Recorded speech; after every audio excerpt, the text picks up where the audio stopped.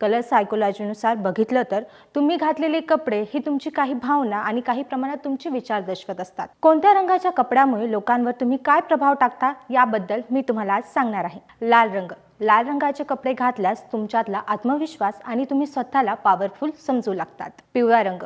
पिवळा रंग हा सूर्यप्रकाशाचा असल्याने आसपासच्या लोकांमध्ये तुम्ही सकारात्मकता पसरवतात आणि स्वतःही आनंदी राहतात.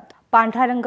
शांतता, स्वच्छता, शुद्धतेचे प्रतीक म्हणजेच पांढरा रंग, जो तुमच्यातला साधेपणा, निरागसता दर्शवतो आणि पांढऱ्या रंगामुळे तुमच्यातून पॉझिटिव्ह वाइब्स तयार करतो. हिरवा रंग. हिरवा रंग हा निसर्गाचा रंग, जो शांत आणि सुरक्षितता दर्शवतो. त्यामुळे तुम्ही दयाळू, इतरांचा आदर करणारे आहात हे लक्षात येते. निळा रंग. या रंगाच्या कपड्यातून विश्वासार्हता, प्रामाणिकपणा, आत्मविश्वास दर्शवला जातो.